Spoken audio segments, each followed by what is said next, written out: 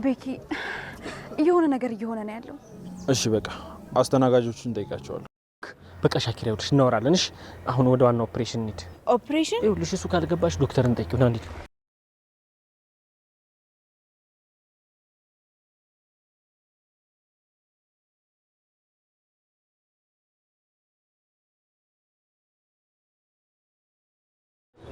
ቆይ ይሄ እንዴት ሊሆን ይችላል? አሁን እኮ እዚህ አልነበረም። እንዴት መሬት ላይ ሊሆን ይችላል? ወይኔ አምላኬ!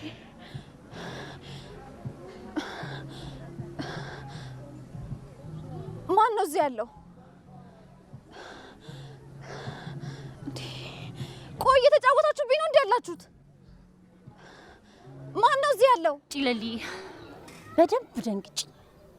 ይሄ መጀመሪያሽ ነው። የነበረች ሰራተኛ ናት። መቼም አንተን ያማለለች በመተት እንጂ በንጹህ ፍቅር አይመስለኝም። ዝም በል ጨምላቃ። ሁለተኛ አደይ እንደዚህ አይነት የቆሸሸ ንግግር ስትናገረት እንዳልሰማሽ። ደሞስ ማን ፈቅዶልሽ ነው እንደዚህ የምታወራ? ደግሞ ለዚህ ስራ ፈጣሪ ፍርድን ይሰጣል። ዝም በይ።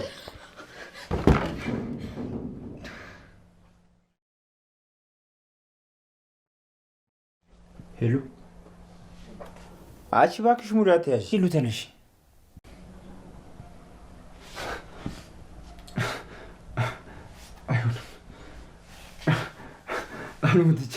ወይኔ ቤዛ ነፍስ አጠፉ።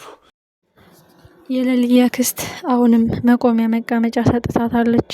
በየሄደችበት እየተከተለች ደስታዬን እንደቀማሽኝ፣ ንብረቴን እንዳከሰርሽኝ፣ ህይወቴን እንዳጨለምሽው አንቺንም ነጥቅሻለሁ።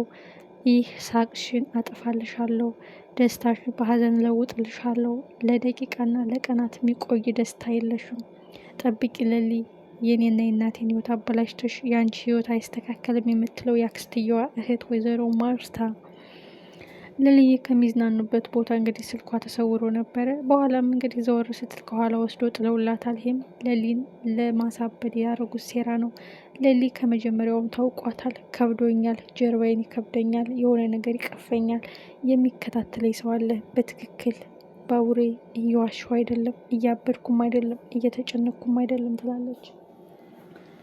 ባቡሬ ከጎንሽ ነኝ ምንም አትሆኝም እያለ ቢደግፋትም ያክስትየዋ ልጅ ግን እግርግር እየተከታተለች እያሳደደቻቸው ነው። ሰላም ሰላም!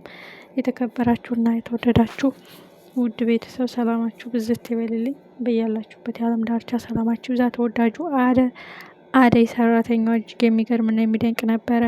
ሄሉ አሁንም እንደጠፋች ናት። ሄሉ በባለፈው ምዕራፍ እንዳየነው ዳኒ አስገድዶ ሊደፍራት ሲል ነበረ ያለቀው። በዛሬው ምዕራፍ ደግሞ ከግድግዳ ጋር ሲያጋጫት ራሷን ስታ በሞትና በህይወት መሀል ቀርታለች። ይህ ጉዳይ መጨረሻው ምንድን ነው? የቤዛና የዳኒ የመቀመቅ መውረጃ፣ የሄሉ ህይወት ማለፍ ወይስ የሄሉ መጎዳት ይሆን? ቤዛ ሁሉንም ነገር ወጥመዷን እያሴረች ለእሷ የሚሆን ህግ የለም ወይ? ቤዛን መቀመቅ የሚወርድ አንቀጽ የለም ወይ? ቤዛ የምትሰራው ግፍ ለምንድን ነው ህግ የማይመለከተው? ለምንድን ነው ሁልጊዜ ችላ የሚሉት? አሁን ደግሞ ፍቅር አለች። ፍቅር ከአደይ ጋር ተናንቃለች። ከኋላ መተሽ ዴብን ቀማሽኝ፣ በምታስሪው መተት አስረሽው ነው እንጂ ፍቅር አይደለም አንቺ ጋር ያስመጣው። ዴብን ቀምተሽኝ እኔ አርፍ ያልቀመጥም፣ የኔ የሆነ ነገር ወስደሽብኛል። አንቺ ማለት የቤታችን ተራ ሰራተኛ ተራጋዥ ነበርሽ የምትለው ፍቅር። እኔ ፈጣሪ ረድቶኝ ታሪኬ እየተለወጠ ነው። የበፊቱ ታሪኬ ደግሞ የምኮራበት የኋላ ሂስትሪ ነው እንጂ ማፍሮበት አይደለም። አንቺ አላሽ አይደለ? እኔ ከዛ ተነስቼ እዚህ ስደርስ በክፋት ተጨምቀሽ በክፋት ያደግሽ፣ ሁልጊዜ መልካም እንድትሆኝ ምክር ቢሰጥሽ፣ መልካም እናት ኖራሽ ብትኮተኩትሽም አንቺ ግን ክፋትሽን አልታውሽም በማለት አደይና ፍቅር ተናንቀዋል። ፍቅር አሁንም ክፋቷ እንደቀጠለ ነው። እኔ ፍቅር አይደለሁም፣ ያንቺን ደስታ ሳልቀማ፣ ማንነትሽን ሳላዋርድ፣ ክብርሽን ሳልቀንስ እኔ ቤዛ እኔ ፍቅር አይደለሁም ትላለች። ዴብ አንቺ የልቤን ንግስት ልትናገሪያችም ፍቅር ነው እንጂ መተት አይደለም። ስለማከብራት ምርጫ ስለሆነች ነው እንጂ አስገድዳኝ አይደለም። አምነሽ ያነቀሽም ቢሆን ዋጭው ሲል በጥፊ ደርግሟታል። ይህ ጥፊ ለፍቅር የበቀል ምንጯ የልኳ መወጣጫን የሆነባት የበለጠ ተንኮሏ እንድዘረጋ ነው። ምን አይነት ተንኮል ይዘረጉ ይሆን?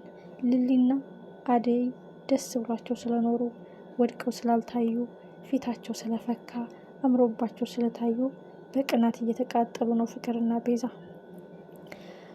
ሌላው የሊሊ ጉዳይ ነው።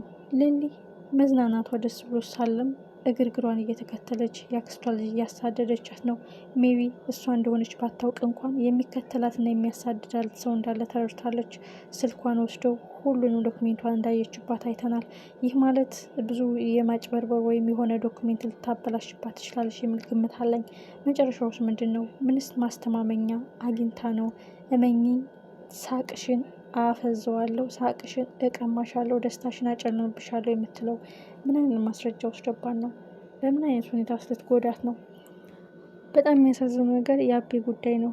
አቤ ሄሉን ካላገኘው እያለ እጅግ ከባድ ጭንቀት ውስጥ ገብቷል። ሄሉ ደግሞ እዛ በቤዛ ወንድም ታግታ እየተሰቃየች ነው። እጅግ የሚያሳዝነው ነገር ቤዛ እስከ ወንድሟ ክፋቷ እንደቀጠለ ነው። ወንድሟ ቢያንስ ከሷ ይሻላል፣ ግን የሚያደርገውን ነገር ስለማያውቅ ብዙ ጊዜ ስህተቶቹን ይሰራል። መውጣት ይፈልጋል። መልሳቸው ቆሻሻ ውስጥ ትዘፍቀዋለች። ቤዛ አሁንም ክፋትና ተንኮሏ እንደቀጠለ ነው። አሁንም የሄሉ መታገት፣ የቤዛ መቀመቅ መውረድ፣ የቤዛ እስከ መጨረሻው እስር ቤት መወርወር ይሆን? አቤ በቀላሉ አይተዋቸውም የሚል ግምት አለኝ። አደይ ላይ፣ ባርኮት ላይ፣ ዴብ ላይ፣ ሊሊ ላይ ብዙ ወንጀል ሰርታለች ቤዛ። አቤ ግን በቀላሉ ይተዋታል ብዬ አላስብም። ዋናው ነገር ሄሉ ሞተች ወይስ ተረፈች የሚለው ጉዳይ ነው። የቤዛ ወንድምም እጅጉን ደንግጧል። እህቴ የስራሽን ይስጥሽ፣ የሰው ህይወት አስጠፋሽኝ፣ እጅን ቆሸሽው ይላል። ከቆሻሻ ተደፍቆ እንዴት ነው ሰው ቆሻሻ የሚለው? መልሶ የበለጠ ቆሻሻነቱን ጨመረበት እንጂ ቆሻሻ ስራ ነው የሚሰሩት። የሰው ገንዘብ የሚማማትሩ፣ ሰዎችን የሚያሰቃዩ፣ ያለፉበትን ማግኘት የሚፈልጉ እጅግ አደገኛ ሰዎች። ቤዛና ወንድሟ መቼ ነው መቀመቅ የሚወርዱት? ለጥፋታቸው ቅጣት፣ ለወንጀላቸው እስራት የሚያገኙት መቼ ነው? ባቡሬ አሁንም ከሌሊ ጎን ነው። ግን በምን ምክንያት ነው ፈተና እየመጣባቸው ያለው? አክስትየዋ ምን ለማድረግ ወስና ነው? እጅግ የሚያሳዝንና እጅግ የሚያስፈራ ታሪክ ይመስላል ካሁን በኋላ ያለ የሌሊ ህይወት።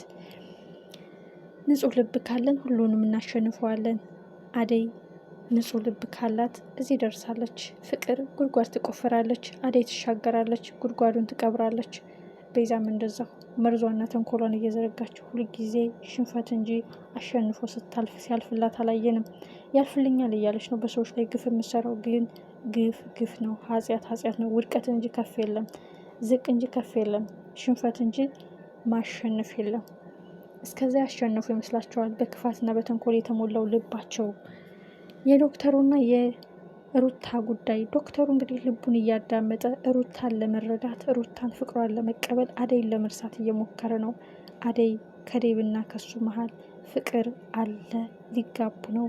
እኔ የማላገኛትን ልጅ ነው በህልሜ እያማተርኩ ያለሁት። ሩታን መናገር፣ ሩታን መቅረብ፣ ሩታን መረዳት አለብኝ በማለት ወደ ሩታ ቤት ሂዷል። ሩታ ደግሞ ወደ ካናዳ ትቶ ሊሄድ ነው በማለት በከባድ ጭንቀት ውስጥ ነበረች። ይህን ዜና ስትሰማ እጅግ ደስ ብሏት በቃ በድጋሚ መታሃጣኝ በማለት ሄጅ ያገኘዋለሁ በማለት ወደ ሆስፒታል ሄዳለች። ኩኩሻ ለዶክተሩ ልኩን በመናገረው በጣም አሪፍ ሰርታለች። ሩታ ታከብረሃለች፣ ትወድሃለች፣ ብዙ ለአንተ ቦታ አላት፣ ሁሉ ጠቅልላ ልብህን ላንተ ነው የሰጠችው። አንተ ግን ቅንጣት ያክል ዞር እያልክላት አይደለም። አንተረዳት፣ ልቧን አዳምጣት፣ አትግፋት፣ ስታፈቅርህ አትራቃት በማለት ነግረዋለች። ዶክተሩም ውስጡን ያዳመጠ ይመስላል።